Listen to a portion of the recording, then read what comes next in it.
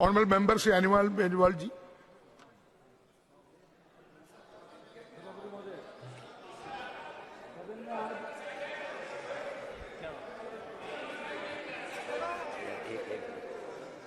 सदन में आज संविधान 128 और स्वतंत्र विधेयक 2023 में चर्चा हो रही है।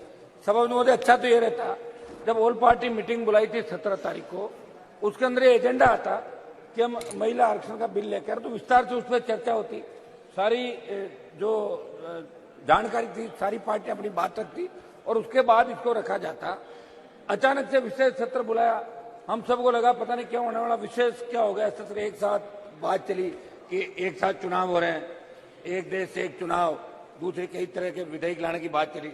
लेकिन जब ये बिल लाए, इस बिल का तो मैं और मेरी राष्ट्रीय लोकतांत्रिक पार्टी महिला आरक्षण के पक्ष में समर्थन करते हैं, लेकिन देश में महिलाओं को उचित प्रतिनिधित्व मिले, महिलाओं के हर क्षेत्र में भागीदारी बढ़े, इस दिशा में हमेशा हमने आवाज भी उठाई।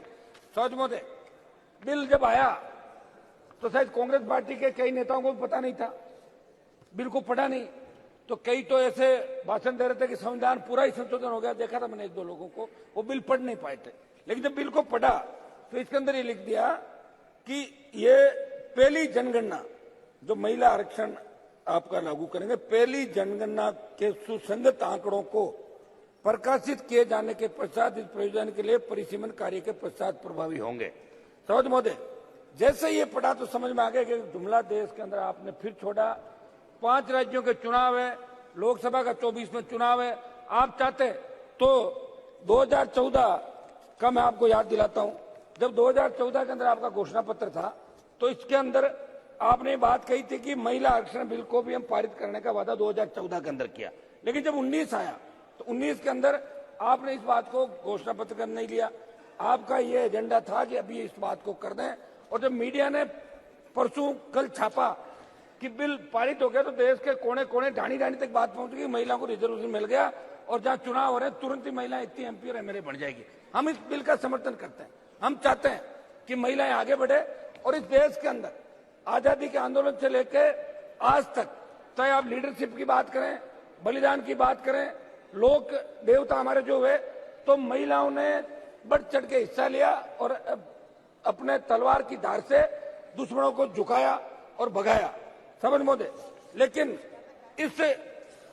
इस बिल की आड़ में जो दिल्ली सरकार है हमारी, इस पर सवालिया निशान ये बन गया कि प्रतिबद्धता को लेकर जो दावे कर रहे खोखले नजर आए। जब देश में केंद्र सरकार की नीतियों पर सवाल उठने लगे, महिलाओं पर बढ़ते अत्याचार, अपराध, देश में बेरोजगारी, सेना में अग्निपथ, किसान आंदोलन, महंगाई जैसे मुद्दों पर जनता आपकी सरकार में सवाल कर लगे, उन मुद्दों को गौण करने के लिए आप ये बिल लेकर आ गए। और यदि वास्तव में आपको महिलाओं के आरक्षण को देना चाहते थे तो 14 से एनडीए की सरकार बनने आज 9 वर्षों से अधिक समय होगा। इस वर्षों में आपको महिला आरक्षण का विषय कैसे याद आया? आपकी प्राथमिकता में बिल क्यों नहीं रहा? इसके बारे में भी देश की जनता आपसे जानना चाहती है। सौद महोदय, विधेयक में लोकसभा में महिलाओं के लिए स्थानों का आरक्षण जुड़े बिंदु में पढ़ रहा था। मंत्री जी से जानना चाहूंगा कि ओबीसी वर्ग की महिलाओं को प्रतिनिधित्व देने को लेकर आपकी क्या मंशा है?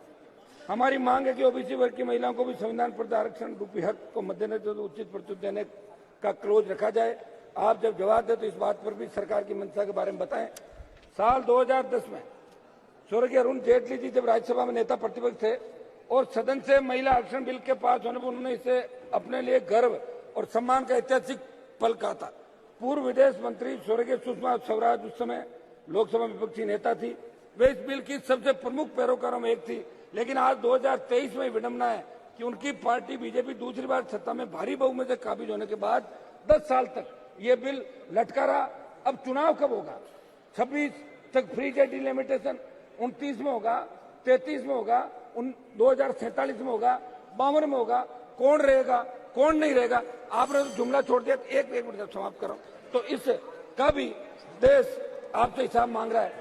तो आज दुनिया की तेजी से विकसित हो रही अर्थव्यवस्था का दावा करने वाले हमारे प्लीज कंक्लूड। एक मिनट करो सब, एक मिनट। मध्य युग से भी ज्यादा सामंती सोच, संवेदना, असुरक्षा, हिंसा, विभिन्न अपराधों का शिकार बन रही।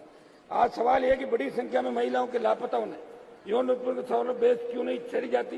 बेस इस बात पर भी होनी चाहिए कि दिल्ली के निर्भया कांड के बाद महिलाओं की सुरक्षा संबंधित कानूनों को कठोर किया गया, लेकिन कानून बन जाने के बाद भी स्थिति क्यों नहीं सुधरी?